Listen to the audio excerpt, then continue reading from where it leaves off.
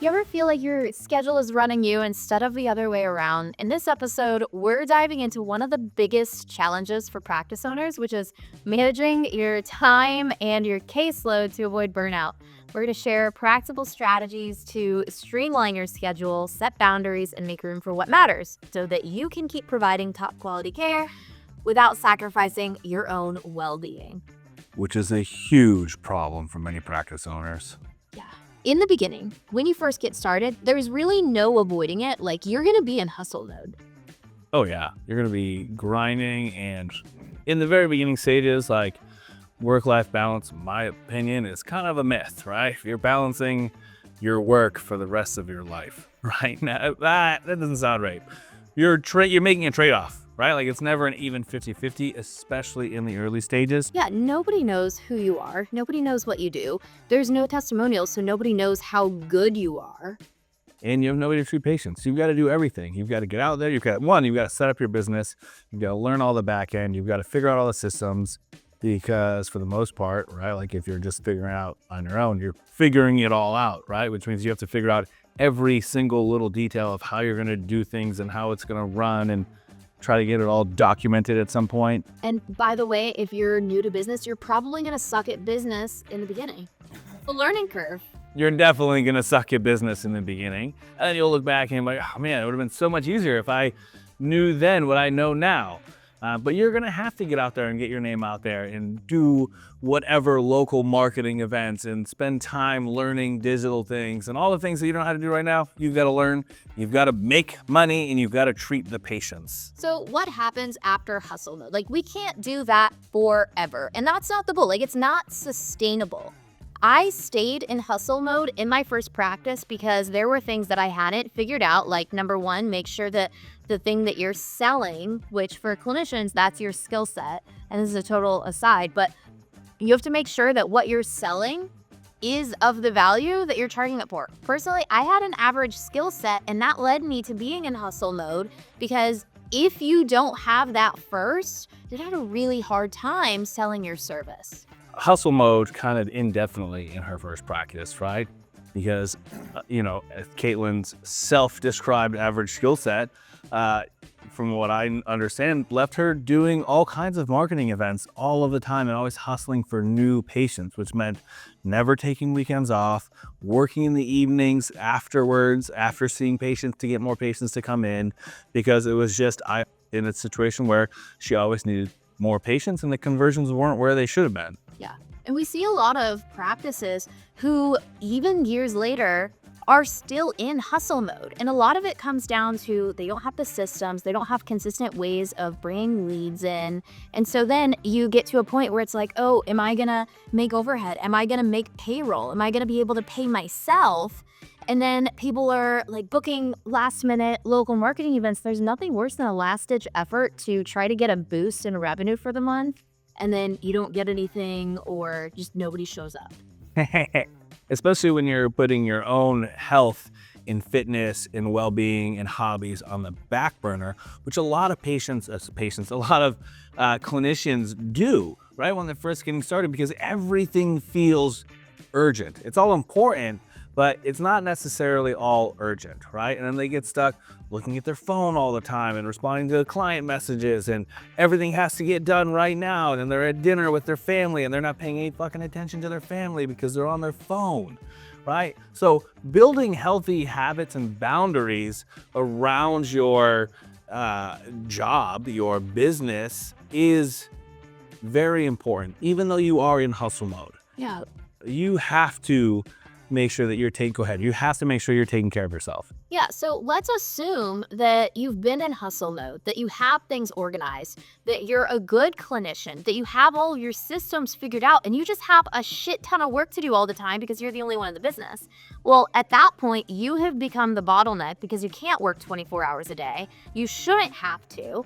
And now you're at a point, if you have the leads, if you have the capacity, it's time to grow beyond yourself. And you need to make yourself where you're no longer the bottleneck. Yeah. And the objection a lot of people will have is that, nobody can do it like me. I have to be the one to do this, and I can't afford afford to hire, which really isn't necessarily true, right?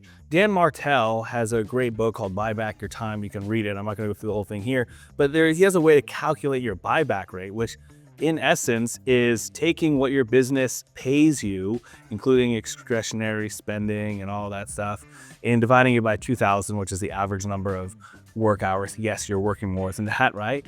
By 2,000, and anything that you can hire for 1/4 of that, so you can keep your profitability in check there, you can hire out. And there's all kinds of ways to find hires that are very reasonably priced. And I'm not saying to hire clinicians and have them be, underpaid by any means. Pay your clinicians very well, but you can hire out to do all of the things that you don't enjoy. Like, you don't have to be the person that's pulling all of the numbers for your meetings. You don't have to be the person that's doing all of the back end support for clients. And I wish somebody told me this earlier. I wish I learned this way early on, because I got put in the same position where I'm hustling all the time and I'm doing everything on the back end and working way too hard because I thought I can't afford to hire, but I just didn't know how. So in the beginning, it makes sense to first unload the lowest leverage tasks. So maybe that's responding to emails, answering phone calls, doing your discovery calls. Like, those are the things that don't need to be you. You have your highest leverage in the beginning, treating patients, because that's what brings in the most money. So my recommendation is, first, you should hire a VA. Get a virtual assistant in there. Do a time audit, figure out exactly what tasks you can offload, and then now you have more time to either reallocate into patient care so you can make more money and then afford your clinician, or you can reinvest that time with your family if you're working a fuck ton. Yeah, and before you start saying, well, I have to do discovery calls, just let it be known that we haven't had a clinician do the discovery calls in our practice in 4 years. 4 years. Like, maybe I've taken one here or there, but when someone's on vacation or something like that, like, we haven't done that, and you shouldn't be talking clinically on those things regardless. So you also don't have to hire somebody full time, right? And they don't have to be in your clinic either, right? Like, these are the things that people don't realize. You can hire somebody for a limited number of hours and just offload those tasks. And as more tasks come up, as you continually audit your time, then you can transfer those things that don't light you up, that suck the soul from your body, that you just don't enjoy doing, over to somebody else whose sole responsibility is to do those things. I think one of the biggest mistakes that I've seen people see when they start buying back their time, or they're not really buying back their time, they're just hiring out a role, is they will miscalculate how much they need to pay somebody, right? Because then we have to take into account taxes. We also have to take into account, obviously, the overhead expenses, but especially if your overhead expenses start to blow, that minimizes your profit margins. So have you actually been paying attention to your profit margins, or are you using theoretical numbers? And then you also have to take into account, are you paying this person benefits if they're full-time? Are you accounting for paid time off? Are you accounting for health insurance? Do you offer health insurance? How many hours are they going to be working? And on that note, you need to have a P&L report above every employee's head, right? That's something that we learned from one of our business mentors, is no matter the role, their role has to be paying for their spot, right? And if they're not, whether it's that you've earned your time back and that's worth the role, or whether it's they're actually bringing money into the clinic with whatever services that they're fulfilling, they have to have a positive P&L. Yeah, absolutely. And that, benefits, health insurance, all that stuff, that's really more focused towards people that are in your clinic, right? If you do hire somebody to be inside your clinic full time, or you hire a clinician, you don't have to worry about that kind of stuff with VAs, right? So that's why that's a great place to start.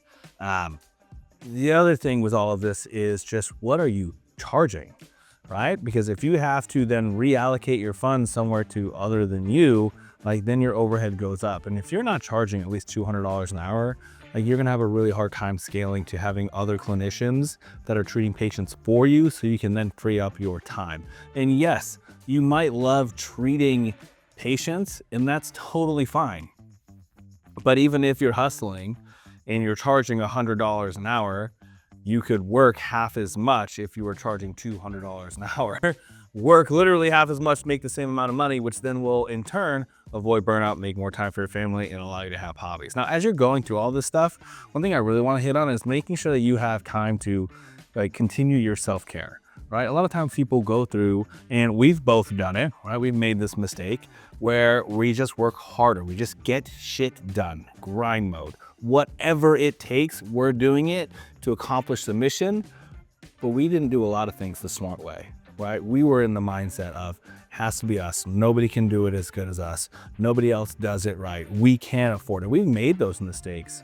In hindsight, if we would have changed this way of thinking about it early on, like we would have been in much better shape physically, mentally, emotionally, as a couple, as business owners, right? In general, if we did that, plus our business would be healthier, right? I can't tell you the number of times where I've just not worked out for weeks at a time as I'm in get shit done grind mode because I didn't understand this concept of leverage and outsourcing these lower level tasks. Yeah.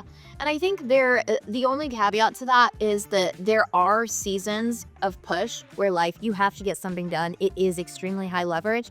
And that's like in the beginning, when you're in hustle mode, when you're working on a bootstrap budget and you're trying to figure it out, but you have to still find those pockets of time. Like if you do your time audit, maybe you're doom scrolling, right? 20 minutes here, 30 minutes there. And then all of those add up and it's like, oh shit, I had an extra hour today. Just look at your time insights on your Instagram on your phone. Look and see what your reports are on there and then come back and talk to it. And like just building healthy habits, right? Like go to bed at the same time every day. Wake up at the same time every day, 7 days a week. Saturday, Sunday doesn't really matter, right? Like go to bed, get up. It's going to keep a consistent schedule and that's going to make life a lot easier. The hard part for people is going to bed on time, right? It's, man, I've been working hard. I just want to sit here and watch TV and veg out. And we've done it.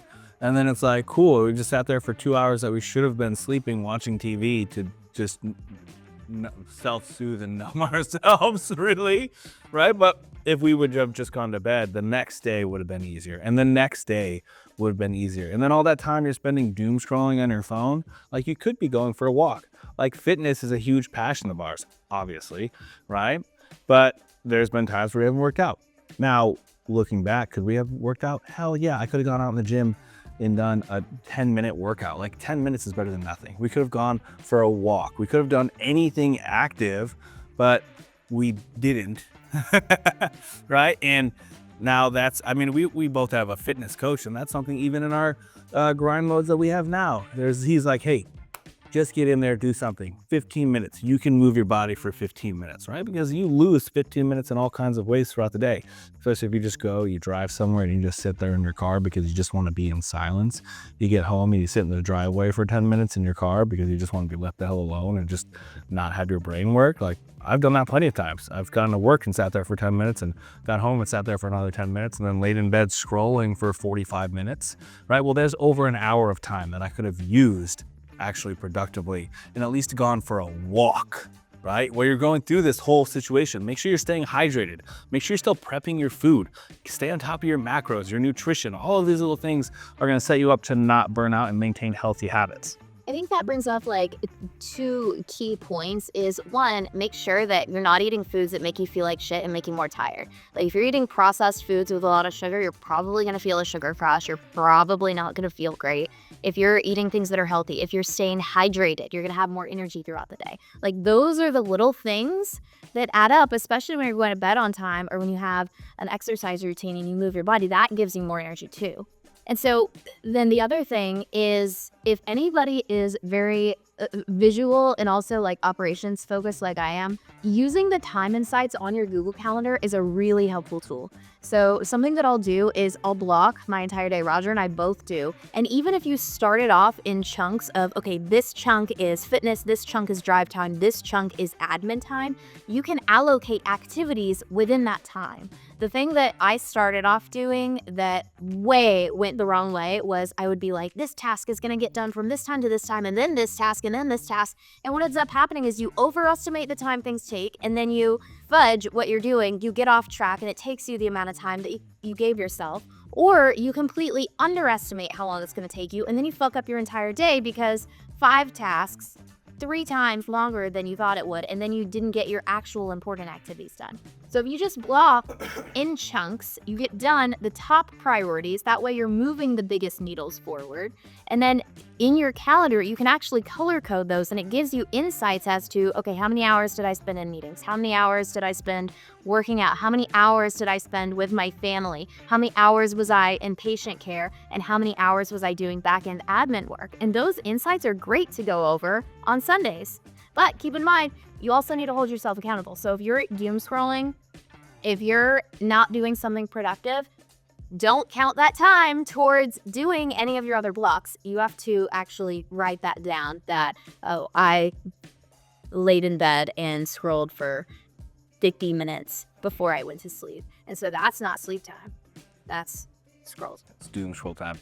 And on that note, block your time with your family and your hobbies or whatever it is that you want to do, right? Obviously, don't put all of your time in there. Like, I'm going to spend 6 hours today skateboarding or whatever. Like, that's unrealistic. Remember the work-life balance, but maybe once a week you get out there and skateboard or mountain bike or whatever it is. Or maybe it's at least every other week you have a little chunk of time in there. All right, especially if you got kids, family, like put that family time on the calendar. Those are appointments with yourself, with your family. You need to treat it as such. If you show me your calendar, I'll show you your priorities. Most people only have their business things in their calendar. They don't have their personal time, their time with their kids, their time with their wife, their husband, their parents, whatever it is.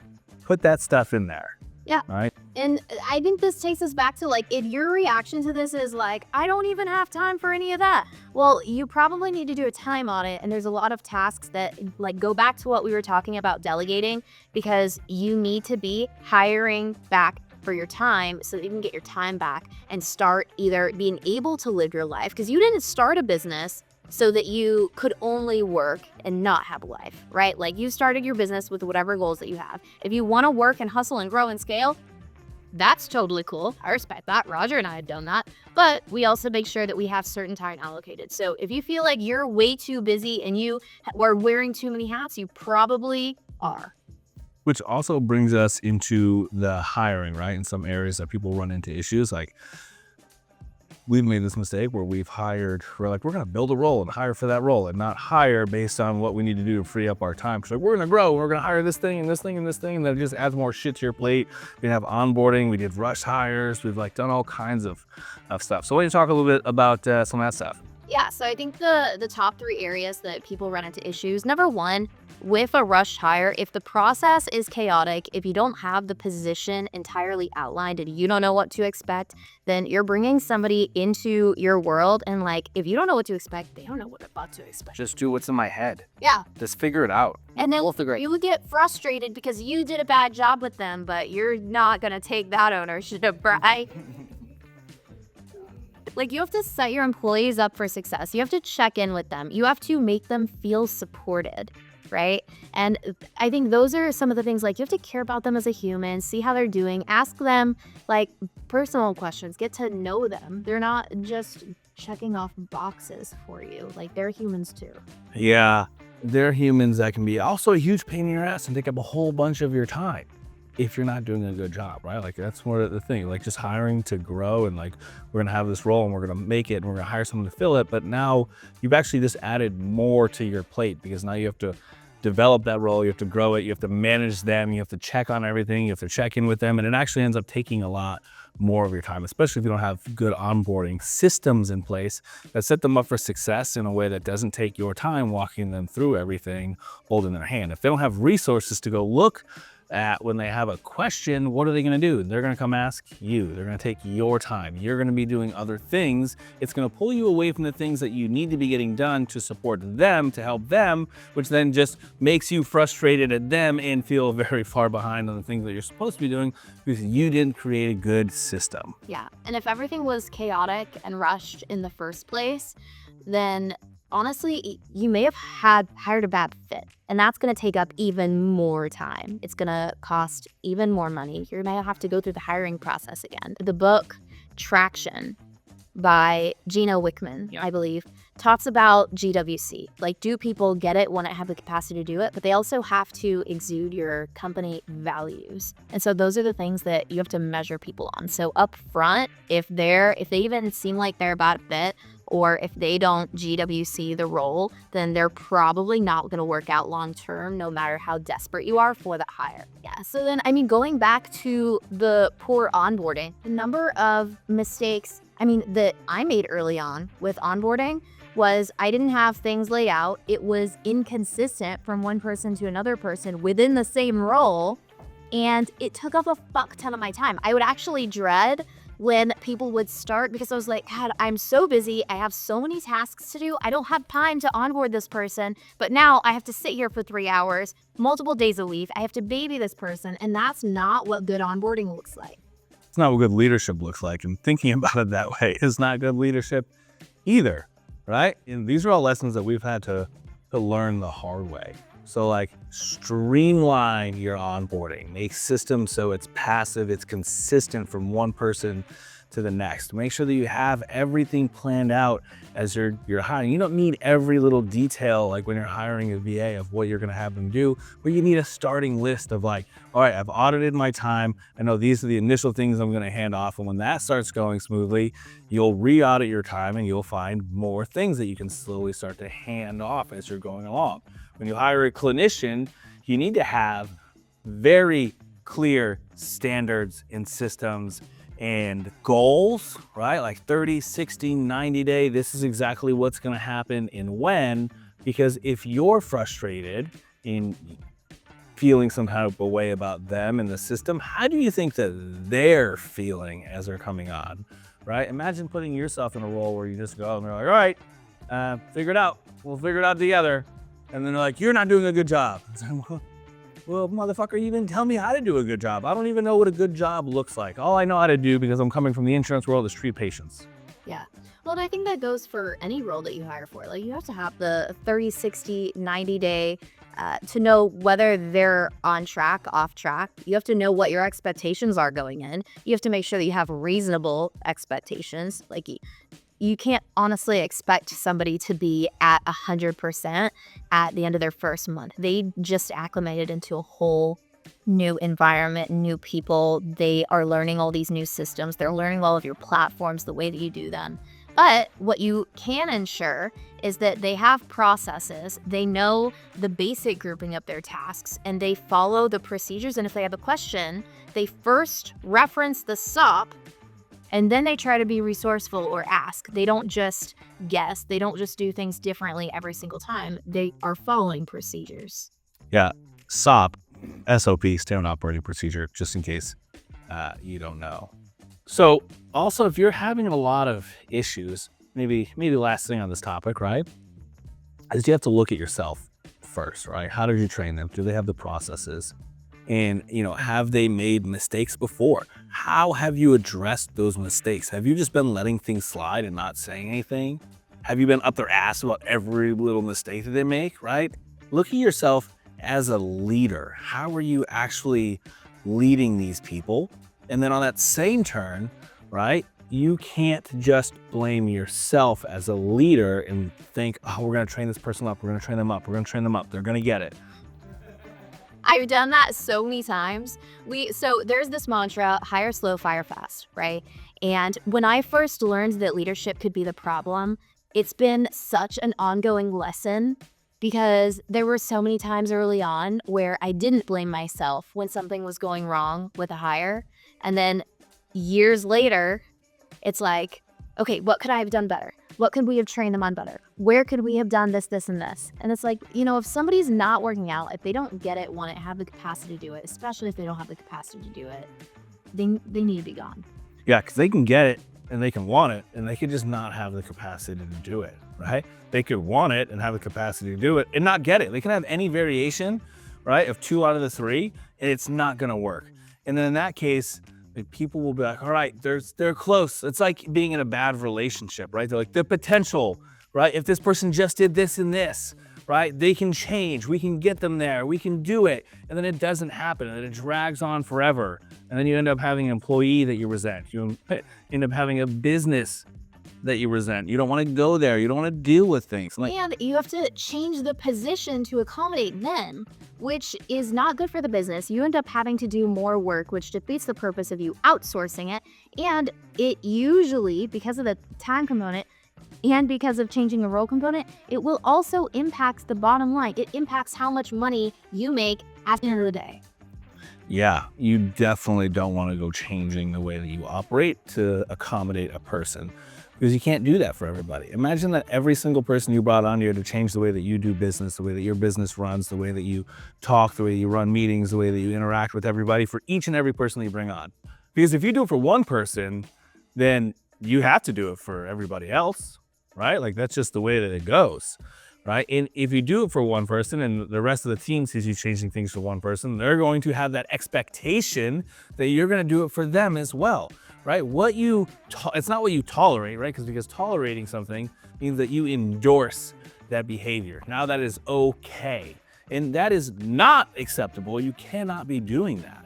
And if you don't have the wherewithal to have those tough conversations and to let people go because you're like, but I'm gonna have to do this and I'm gonna have to do that, you're gonna dig yourself a huge hole. So in recap, to avoid burnout, starts off with getting really good at your skill set. Because if you don't have that baseline skill set where you can build raving fans, and maybe in the insurance world you thought you were pretty good and you got in the cash world and you realized, oof, things are not going the way that I want them to. More sales systems, more marketing systems, all that stuff, probably not the answer, right? If you get somebody in the door, they should be referring actively to you. And if that's not happening, even if they're getting better, right, and they're not raving fans, you're probably not doing as good of a job as you think that you are. Second thing, make sure that you're taking care of yourself and dedicating time and not letting your health and your fitness and your nutrition and all that stuff slide. Yeah. And once you've gone through that beginning of the hustle mode and you become the constraint, that's where you need to start delegating and hiring for different roles. You need to make sure that you're doing it in a way that maintains profitability in the business. And then you need to make sure that you have everything outlined and that you don't do it rushed. Set them up for success and hire to free up your time. And that's how you run your schedule. And if you guys don't know, by this point in the podcast, my name's Dr. Roger St. Ange. I go by Doc Raj. I'm Dr. Caitlin Vella. I just go by Dr. Caitlin. And we're co-owners of the Performance Rehab Authority. So hopefully you guys enjoyed this episode, and we'll see you on the next one.